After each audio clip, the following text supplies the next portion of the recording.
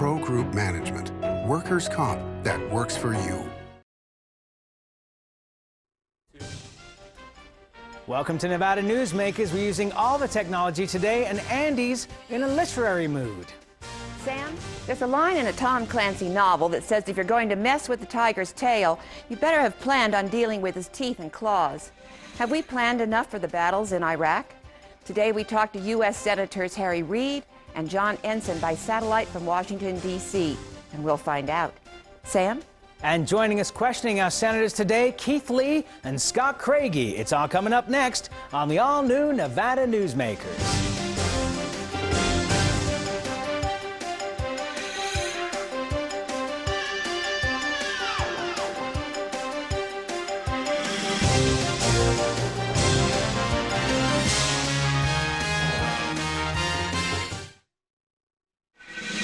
Nevada Newsmakers, brought to you in part by Charter Communication.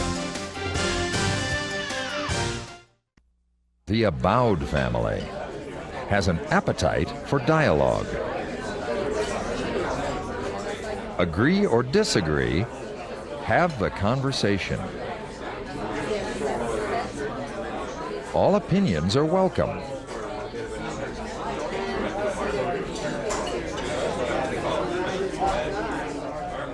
Since 1977, Adele's.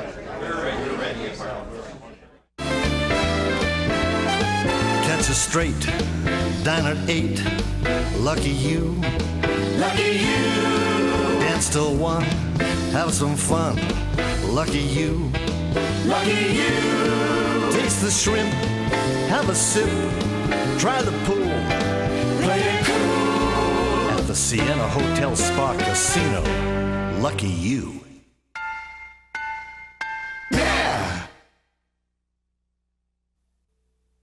The biggest risk your company can take. Well, Barbara, you did very well on your interview. Hiring employees can help your business get to the next level. And your resume looks outstanding. And it can also expose you to corporate crimes and costly lawsuits that can bring your company to its knees. So, we'd like to offer you a position. Before you hire another employee, hire the professionals at Employer Links. Call today to get our free CD-ROM, the top 8 risks of hiring employees. If you own a business and want to maximize your company's potential, join the Retail Association of Nevada. Our membership benefits include the Nevada Retail Network Self-Insured Group, providing workers' compensation coverage that can lower your rates. That savings can go directly to your bottom line. We are an effective pro-business organization that lobbies on behalf of our business members. The Retail Association of Nevada, protecting Nevada businesses for 35 years. Call 882-1700 to see what we can do for your organization.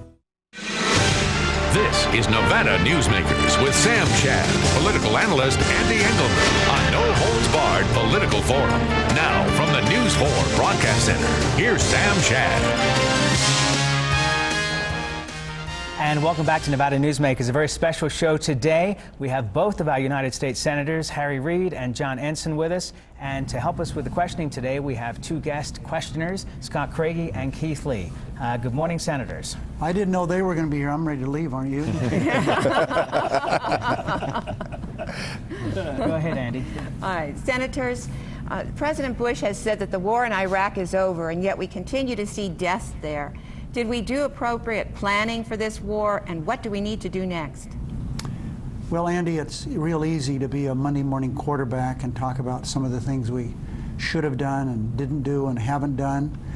But I think I go where Tom Friedman, who I think is one of the real experts in the Middle East, a columnist for the New York Times, and he's won a Pulitzer Prize. He said it doesn't matter how we got there, we've got to stay. And I think that's the tack that I'm taking. It doesn't matter if the information, the intelligence information was wrong, it wasn't used right. Fact is, we're stuck there. There's a wonderful piece in this week's U.S. News and World Report by David Gergen giving us 3 options. The only option available to us that makes any sense is the third one that he has in that article, and that is we've got to stay there and get this worked out, or it'll have repercussions for generations to come here in America. We're also in the middle of a political season, Senator Reid and Ensign. And Senator Ensign, I guess I'm directing this question to you. Will it not help President Bush to not refer to looking at an end date for the war as a trick question, but to actually come up with an end date?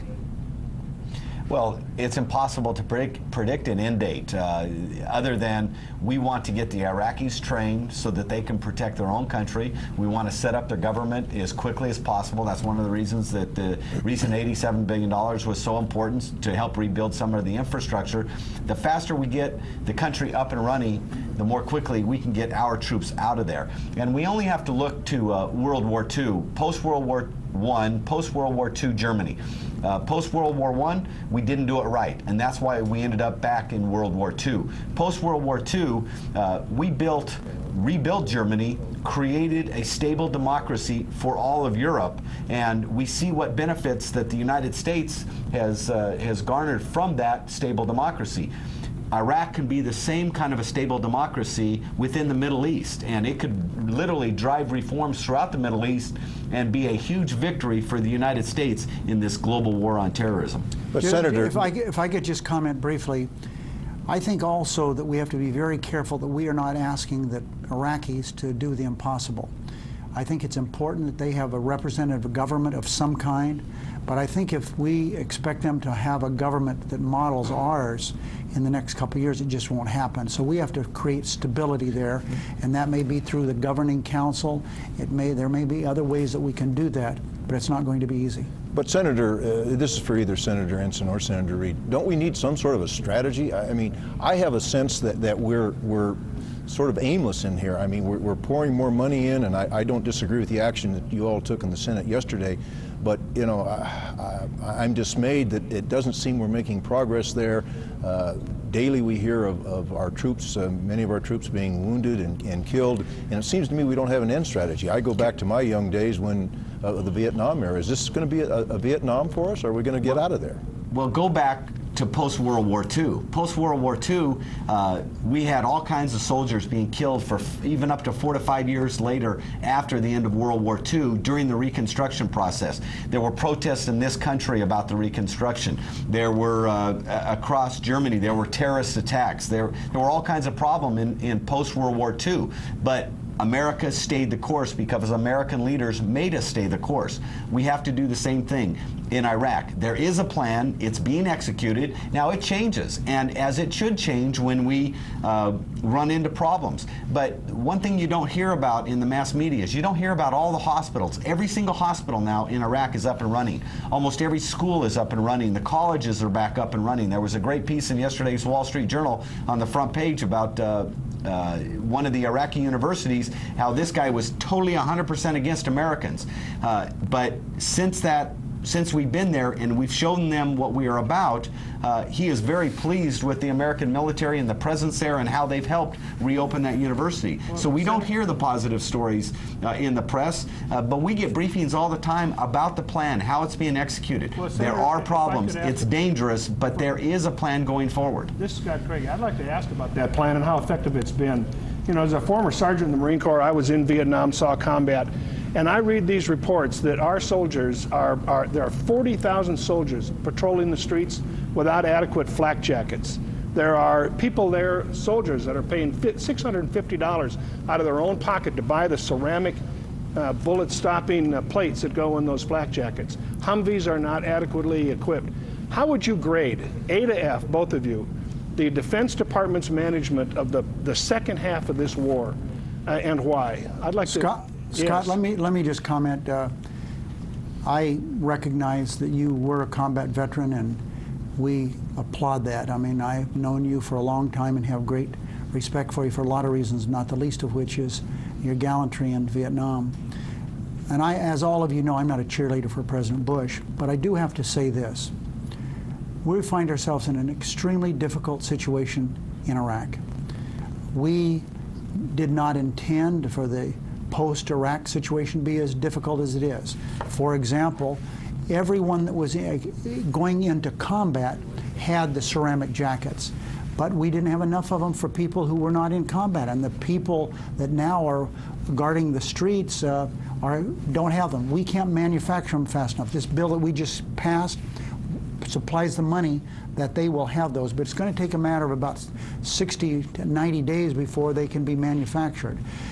Let me just say this. We have a unique war here. This is not a war like World War II, not a war like took place in Vietnam. It's very, very unique. It's a terrorism war. And we have people that are now streaming into Iraq from other places who are just, for lack of a better description, and this is an understatement, troublemakers. And we are doing our best. The plans, there are plans, but they're changing because this is a new situation.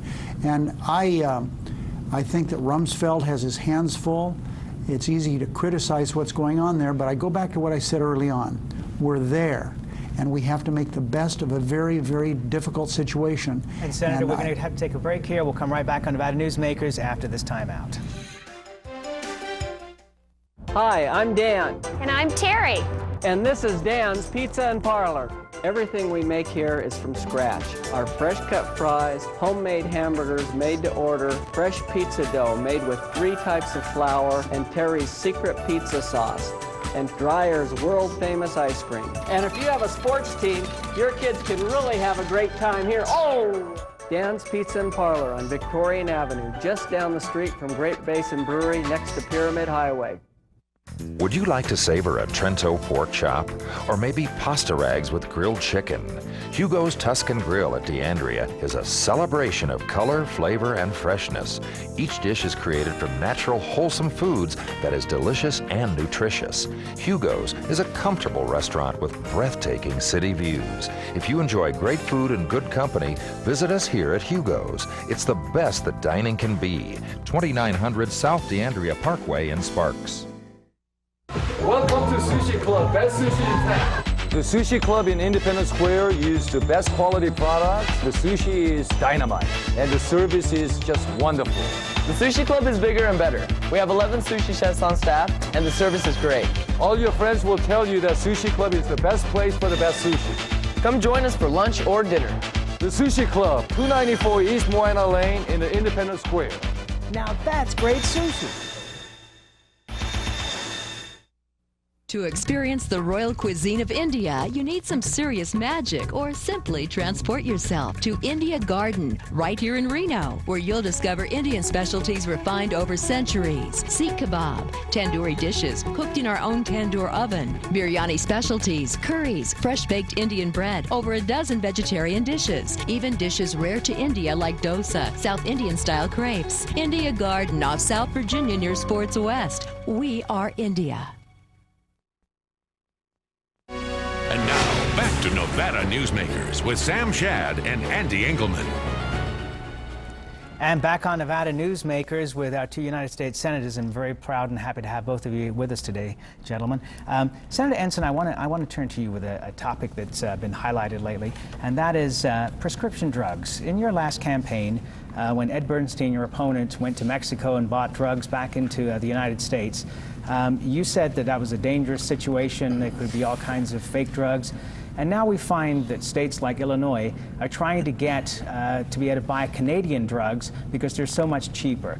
Would you approve and applaud us changing the way that we allow our citizens to buy prescription drugs so that we can get a better deal and it not just be in Canada and Mexico? Yeah, actually, during my last campaign, I said as long as the United States and our USDA could certify that the drugs were safe, that I would support a bill that did that. We actually had an amendment in the United States Senate that I supported that would allow the reimportation of the drugs that are sold up in Canada and then reimported back to the United States. But that's kind of a crazy way to do it because the Secretary of HHS, the Health and Human Services, the person who oversees the FDA, has said that they do not believe that they can certify that these drugs will be safe. But and so we've got to look. Senator, we've got to look at a different way, though. We've got to look at it. How can we lower the costs? The U.S. drug companies are stopping sending drugs to Canada to certain pharmacies because those are the same drugs that are coming back to the United States. Right, and that's the point that I was going to make, Sam, is that what may end up happening is Canada doesn't end up with the drugs because they have price controls up there, and the drug manufacturers in the United States don't want to risk the United States market. Here's the problem with price controls, and while we want to get cheaper drugs to everybody, the problem with price controls is in Canada there are no new drugs being developed up in Canada. The only new drugs, or most of the new drugs in the world, are being developed in the United States. So it's a difficult problem because you've got to balance getting new drugs to market but controlling cost. Right now it can cost $600 million to $1 billion to bring one new drug to market. We've got to streamline that process to bring it there quicker so the patents expire more quickly. If we can get them there earlier, we can have the patents expire more quickly so that the generic drugs become available and you get the price competition much more quickly. Sam, I'm in favor of the importation of drugs. I think it's important that we do that. I think that we can have the controls. We pass a law, the Secretary will come up with a way of making sure they're safe. But I think the issue is much broader than that. The issue is, why should we have a Medicare program, the only superpower left in the world? We have a program to take care of senior citizens and we don't have prescription drug benefits. That's simply wrong. And I think it's not only a problem that deals with old people on Medicare, it also deals with people who are trying to raise families. Just everyday American, everyone in Nevada pays far too much for prescription drugs. And we've got to do better than what we have done. And there are ways that are being talked about doing that, especially with seniors, and we should be able to resolve that. The issue is more than re-importing drugs. That's really only a small percentage of what we need to do. Excuse me, Senator Reid, we're almost out of time. I want to quickly get this question in. Tort reform is something that you have said belongs at the state level. And we are going to have a question on our ballot in the next election. It was brought about as a result of a petition by the doctors, and it does put certain limits. And if you're aware of that, would you support that tort reform that's on the ballot? Well, I'll certainly take a look at it. I'm not for setting limits as to how much an injured person can receive. John and I have differed on that for a long time now. But I do think that Nevada's handling it the right way. If the people who support this can make a case, then that's the way it should be. If they can't make the case, then it won't happen.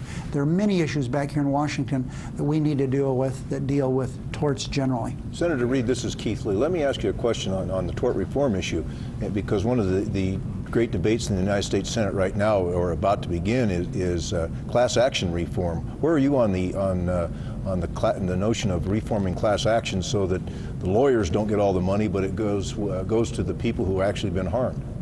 There's no question we need to do some heavy reform there. We've supported that. You know, we almost had a big debate on the Senate floor 2 weeks ago, but it failed by one vote to get it there. I think that we may have class action reform before the end of this year. The forum shopping, there are some things that just simply aren't right in the present system. And I think you'll find bipartisan support for doing something about class action reform, and I hope this year, within the next couple of weeks. Okay, gentlemen, we have to take a break. We'll be back on Nevada Newsmakers right after this time out. Before you head to Carson, take care of yourself with a visit to Tamarack Junction. Catch a hot cup of coffee and the morning news on one of our 32 TVs and enjoy the best food in South Reno. Tamarack Junction, your junction for fun. South Virginia and Amati Ranch Parkway. The Abowed family has an appetite for dialogue. Agree or disagree, have the conversation.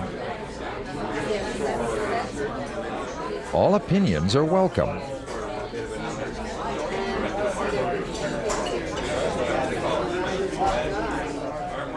Since 1977, Adele's. Your home is an expression of all things comforting and familiar. For custom storage, you can count on California Closets to provide quality, value, and design integrity. The process is easy, combining your personal style with our organizing expertise. We care about what matters most to you, making your home functional and beautiful.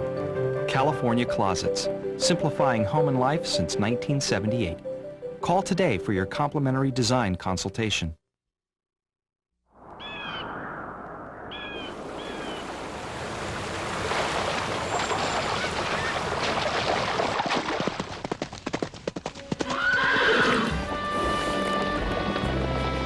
When you sign up for Wells Fargo free checking, you get more than free checking.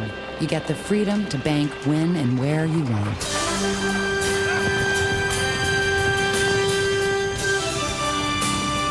Wells Fargo, the next stage. Make your daily commute easy with breakfast or lunch at the Tamarack Junction. Enjoy daily specials, super fast service, and South Reno's freshest morning meals. Tamarack Junction, your junction for fun. South Virginia and Amati Ranch Parkway. And now, back to Nevada Newsmakers with Sam Shad and Ande Engleman. And back on Nevada Newsmakers, and we put the next question to Scott Craigie. Go ahead. And we have a graphic for this question. In the Reno Gazette-Journal last Friday, there was a headline that said, breakneck surge boosts the economy, and the economy is rebounding. There was a big debate about this issue on this program yesterday. My question deals with politics, not economics. This particular tax cut is a tax cut that goes for 10 years, from 2003 to 2013, totaling $350 million. Fully $210 million of that money, 60%, is jammed into the next 15 months between now and the election. So the question that I have is this good election politics, or is this in fact an economic stimulus that's focused on the long term? Scott, first of all, those were, you should be talking about billions, not millions. Oh, and I'm sorry, and I did say millions. The old state government comes out. Well, billions, millions. I guess political activity is in the eyes of the beholder. There's no question we had the largest single quarter jump in the gross national product we've had in some 19 years. And that, of course, is directly related to the tax cut. Everyone acknowledges that the next quarter will be about 3.5% probably, maybe a little better than that. And as I've said, in fact, responding to Senator Frist on the floor when he was boasting about this increase, I said, you know, I think it's important that we all acknowledge that this is tremendous, but the thing we have to do is create jobs. President Bush is the only president since Herbert Hoover to have a net job loss, and we have over 3 million jobs that have been lost in the private sector in the last 3 years, and that's something that really needs to be taken care of. You know, I would add to the concerns about creating jobs that for the first time we've seen productivity gains like we've never seen before, and it's causing, normally when you have a recovery, job creation lags in the recovery, but it's lagging much longer than it ever has before in this business cycle. And it's very important that we look for ways to create jobs. That's one of the reasons that, as a matter of fact, an amendment that I had to the tax bill last year that would have allowed U.S. companies that have invested overseas, it would have allowed them to bring $300 to $500 billion back into this country to invest in this country at a very low tax rate. That would create somewhere between 600,000 and 1 million jobs. That's something that we're still trying. It got dropped in what's called conference committee between the House and the Senate. We're trying to push that, and if we could get that done before the end of the year, I believe that it would be very important for the U.S. economy. But I feel good about the economy. I've talked to people all across the state of Nevada. We've got a fairly low unemployment rate in Nevada at only 5.2%, and talking to people, the next year or so looks pretty good. When you look at our convention business, when you look at construction, things like that, economics in Nevada are looking pretty good, and it's looking like that in most states. Most states are really turning around. There's a few problems with manufacturing and a few other textile industries and things like that, but most of America, it really is starting to turn around, and we just have to hope, politics aside, we have to hope that that is the case. Senator Reid, Bob Graham announced his retirement today, or at least it was published in the New York Times. With the good economic news, how much trouble are the Democrats in at this point? Because the message was starting to be it's all about the economy, and now the economy is looking so much better, at least at this point. How much does that hurt the Democrats, and what's the new message going to be? Well, as you know, President Bush's numbers all over the country are dropping. Whether they stay down, we don't know. But as far as the United States Senate, a year from now, the Senate's going to be divided just about like it is now. It's a question of who's going to have the 51 or 52. Is it going to be the Democrats or Republicans? We look really good. Democrats look extremely good in Alaska, Illinois. We have a shot in Missouri with Nancy Farmer, the treasurer, running against Kit Bond. We have in South Carolina, we have Inez Tannenbaum, who is leading in all the polls there. We have a real competitive race in North Carolina with Erskine Bowles. So we have some good things happening around the country with Democrats. We're disappointed that Bob Graham's not running. He was a shoo-in there. Senator, now it'll be a very competitive just briefly, race. But I guess my big question, we have less than a minute to go here, is what's going to be the Democratic presidential message here that's going to be something that will oppose President Bush as it seems the economy is turning around? I think we're going to have to wait until probably about next March to find out who the presidential candidate is going to be for the Democrats. Once that's done, I think you'll find a lot more centering on what the issue will be. A real quick last question, quick answer from each of you. Yucca Mountain, are we going to stop the waste coming here or not? Real quick. I think that we've got still a very good chance of doing that. I think they could pump billions of dollars into our state and build the thing, but never ship nuclear waste here. I think our legal battle has been improving over the last year. We've been doing very well. Nuclear waste will never be carried on our highways, railways to Yucca Mountain. It simply won't happen. With 9/11, there's too many terrorists who want to have these targets of opportunity. It won't happen. Senators, thank you so much for being here on Nevada Newsmakers, and we welcome your return at a date in the very near future. Thank you, guys. Thank you. Thank you. And we'll be back on Nevada Newsmakers after this timeout. Lori Ann and the staff of St. Ives Florist invite you to a very special occasion. On Saturday, November 15th, you won't want to miss our 12th annual holiday open house and design preview from 10 a.m. to 5 p.m. The St. Ives family would love to share our magical wonderland with you and your family. St. Ives Florist, simply the finest, hopes your holidays are simply the warmest. And I look forward to seeing you Saturday, November 15th at our holiday open house.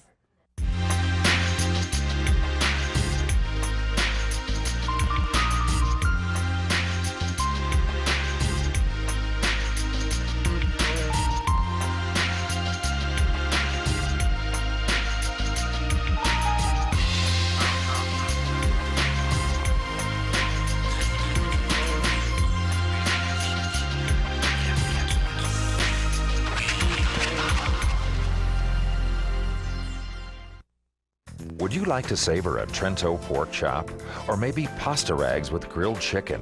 Hugo's Tuscan Grill at D'Andrea is a celebration of color, flavor, and freshness. Each dish is created from natural, wholesome foods that is delicious and nutritious. Hugo's is a comfortable restaurant with breathtaking city views. If you enjoy great food and good company, visit us here at Hugo's. It's the best that dining can be. 2900 South D'Andrea Parkway in Sparks. Hi, I'm Dan. And I'm Terry. And this is Dan's Pizza and Parlor. Everything we make here is from scratch. Our fresh cut fries, homemade hamburgers made to order, fresh pizza dough made with 3 types of flour, and Terry's secret pizza sauce, and Dreyer's world-famous ice cream. And if you have a sports team, your kids can really have a great time here. Oh! Dan's Pizza and Parlor on Victorian Avenue, just down the street from Great Basin Brewery next to Pyramid Highway. Nevada Newsmakers, brought to you in part by Charter Communication. Breaking news, Maribel Batcher, the governor's chief of staff, will move over to work for Arnold Schwarzenegger, and Mike Hillerby will become the new chief of staff for Governor Gwynn. And it turns out you were right about the economy. We'll see you next time. Thank you for watching.